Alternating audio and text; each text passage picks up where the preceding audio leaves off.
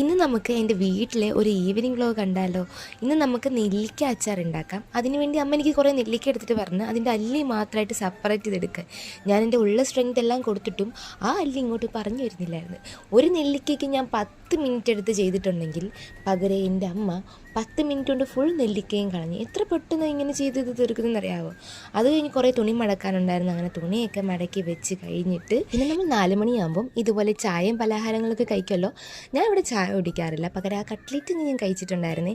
നമ്മുടെ അച്ചാർ ഇത് ഇവിടെ ഇത്രത്തോളം റെഡിയാക്കി ഇട്ടിട്ടുണ്ടായിരുന്നു. ഇതിൻ്റെ കളർ കണ്ടപ്പോഴേ ഞാൻ ഓർത്ത് നല്ല എരിവായിരിക്കുമെന്ന്. പണ്ട് ഞാൻ ഹോസ്റ്റലിൽ പോകുന്ന മുമ്പായിട്ട് കിച്ചണിൽ അങ്ങനെയൊന്നും കയറത്തില്ലായിരുന്നു. ഇപ്പോൾ എല്ലാ സാധനവും ഞാൻ കഴിക്കുകയും ചെയ്യും, അടുക്കളയിലൊക്കെ വല്ലപ്പോഴും കയറി എന്തെങ്കിലുമൊക്കെ ഉണ്ടാക്കുകയും ചെയ്യും. ഇക്ക് അച്ചാറിട്ടിട്ട് എരിഞ്ഞിട്ട് പാടില്ല. നോക്ക് പോണുണ്ടോ? അച്ചാറിനകത്ത് അത്യാവശ്യം നല്ല രീതിയിൽ മുളക് പൊടി ഇട്ടിട്ട് ഒന്നും അറിയാതെ പോകുന്ന കണ്ടില്ലേ എൻ്റെ അമ്മ. അങ്ങനെ അച്ചാറിൻ്റെ പരിപാടിയെല്ലാം അവിടെ കഴിഞ്ഞിട്ട് ഞാൻ വിചാരിച്ചിരുന്നു റൂമൊക്കെ ക്ലീൻ ചെയ്യാമെന്ന്. അതിന് വേണ്ടി ഒരു പാട്ടിടാൻ വേണ്ടി കുറേ നേരം അവിടെ നിന്ന്. ലാസ്റ്റ് ഞാൻ വിചാരിച്ചു ഏതെങ്കിലും പാട്ട് ഇടട്ടെ എന്നും പറഞ്ഞ് ഞാൻ ഏതോ പാട്ട് വെച്ചിട്ട് റൂമൊക്കെ ക്ലീൻ ചെയ്തിട്ട് കുറച്ച് നേരം എന്നിട്ട് ഞാൻ പോയി കുളിച്ച്. ഇപ്പോൾ ഭയങ്കര ചൂടാണ്, ഇരിക്കാൻ പറ്റത്തില്ല.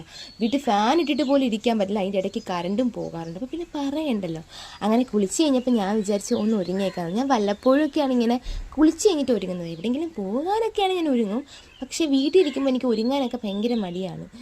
ജസ്റ്റ് ഒരു പൊട്ടിടാൻ പോലും എനിക്ക് കഴിയത്തില്ല. അങ്ങനെ കുളിച്ച് ലിപ്സ്റ്റിക്കും കൂടി ഇട്ടപ്പോഴത്തേക്കും ഞാൻ എന്തോ ഒരു പോസിറ്റീവ് എനർജി എനിക്ക് കിട്ടി. കുളിച്ച് കഴിഞ്ഞപ്പോൾ എന്നെ ഇങ്ങനെ തന്നെ കണ്ടപ്പോഴത്തേക്കും എനിക്ക് തന്നെ ഒരു അത്ഭുതം.